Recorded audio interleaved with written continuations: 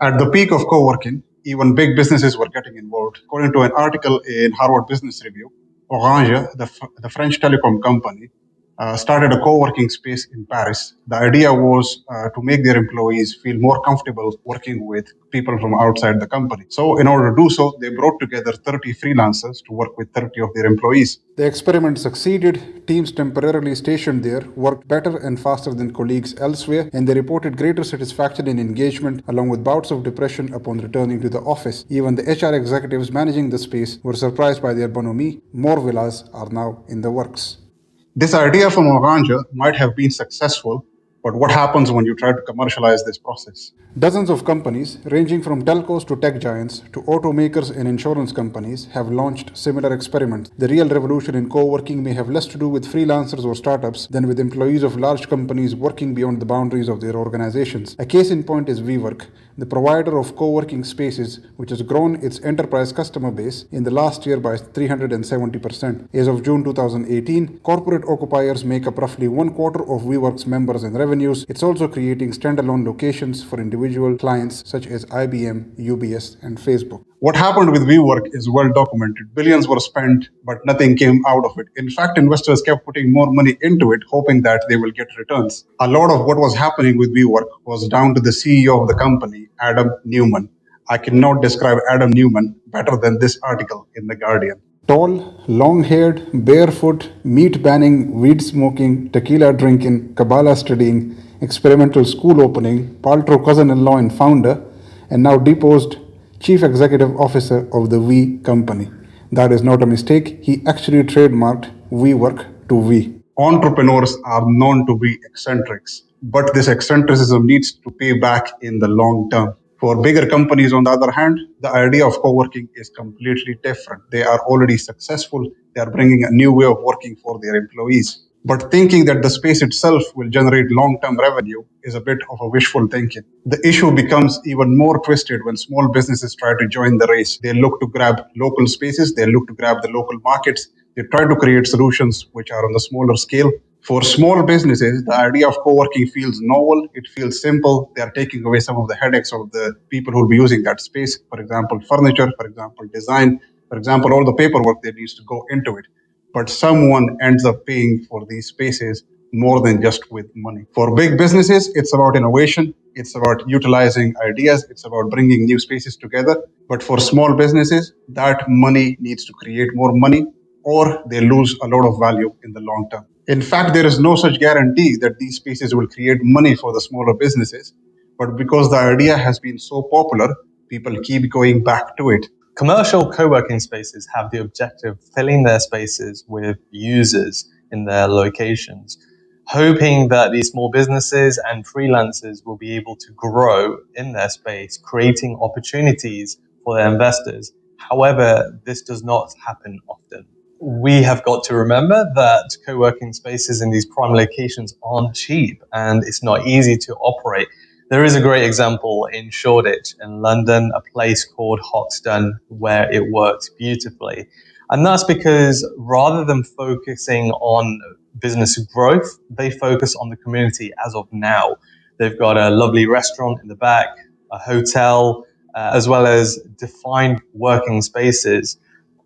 They've got energy, they've got good quality hospitality where staff members will come over and speak to you whilst you're sitting down. Before we move forward looking into the future of co-working, let's just take a step back to see where it's come from. And number one, the American sitcom Friends was highly popular between professionals, showing that socializing is a source of inspiration. Number two, Starbucks attracted a lot of professionals, opening more and more stores. In 1994, when Starbucks opened its first drive-through operation, the company ran 425 stores across the country. By 2000, it had 3,501 stores across the globe. By 2005, it ran 10,241 outposts. Wi-Fi became popular within cafes thanks to the internet. And number four, laptops oversold computers for the first time in 2005 on Black Friday. In short, the idea of fun and togetherness felt too attractive and people wanted to bring that feeling into work as well. For instance, the original idea of co-working in Europe, for instance, can be tracked back to hacker spaces or hack spaces. We actually still have one in Leicester. It's quite hard to reach. It's a bit out of the city. You may have to take 3 or 4 buses just to reach there. And even the building is a bit damp and not maybe modern enough. But the community there is still going strong. People still come together and they work on projects. As Hamid was mentioning, the spread of internet and laptops outselling computers in 2006. Interestingly, 2006 is also the point when co-working started to take off. Between 2006 and 2015, the number of available co-working spaces almost doubled every year. Then around 2008, around the financial crash, more independent workers needed spaces to work from, and they did not want to work from their bedrooms. As a result, coffee shops became the ideal next option. But the question arises, did these co working spaces which came out of this idea share their values? The simple answer is no. And that is the real problem with co working. In some Asian countries, for example, India and Singapore, it's not about people working together, it's about how premium the space is in some cities. So, for example, if you want to work in Bangalore, if you want to work in the tech sector, you need to work from specific places. A similar case is also seen in Australia and New Zealand. It's Sydney and Auckland where people want to work from, which attracts a lot of co-working spaces and co-workers. Add digital nomads to this equation and things become even more complicated. Most of these nomads are either European or Americans, but they only stay in these spaces while the weather is nice, which means that once these Europeans and Americans leave, the co-working spaces become empty again, which is a problem for the people managing these spaces. Back in Europe, co-working is still associated with technology companies and startups. And again, this is a case of coolness rather than actually solving an issue for these people. And in the US, which is still the leader in terms of the available co-working spaces, they have added other layers to the idea. For example, yoga classes, mindfulness, and things like that. Simply, the shared grounds of co-working, even though we are using the same word everywhere, the shared grounds have been becoming smaller and smaller as the time is passing by, which is multiplying this problem that we are talking about, the shared values. Without even talking about the external circumstances, for example, COVID, co-working spaces were already struggling. In fact, we were reaching a point where co-working spaces were going into a mode of survival rather than growth. And look around yourself in terms of businesses, when they go into survival mode, even though they will survive for a little while, this is not a long-term solution. We have put a couple of research sources where you can read more about survival versus growth mentality in business and how to shake it off. So what we've said so far may sound negative, but where our business began was in a co-working space. And as I was saying earlier on, what was before co-working? It was most people working from a coffee shop. And that's exactly what I was doing. And so this was in 2017. I used to work from the Costa on Queens Road, surrounded by independent stores. When it was sunny, I was able to work outside. And this gave me the opportunity to be able to network and speak to a number of individuals. This was a small glimpse of co-working. On one particular time, I spoke to a previous journalist, and he was telling me interesting information about their industry. One of the things that he recommended was at the Innovation Center. This is where there were like-minded individuals where I'd be able to speak and collaborate with individuals. And this is where I met Taseer for the first time. However, we didn't actually get along straight away. It took a number of moments and events for us to eventually speak and really have conversations. And this is really important when trust is required. One of the things that I did at the Innovation Center was arrange events on some of my values and views. I am a dyslexic individual, and I put on some information around this, attracting like-minded individuals. Taz at the time was doing his PhD research, and he used the space where he was able to work. One of the things that we did as a group was invite people to have lunch. We were going to eat anyways. And at this point, this is where we had random conversations away from work. But this gave us opportunities to have breakouts, to share business challenges as startups, where we were able to collaborate. One of the things that we learned from co-working is that you can really save yourself on time and money because you're learning through other people's experience. One of the things that I learned by collaborating is that you're able to learn a lot more quickly, save yourself time as well as money. Creating a bond, creating culture does not happen overnight. It's not just free Wi-Fi, pizza.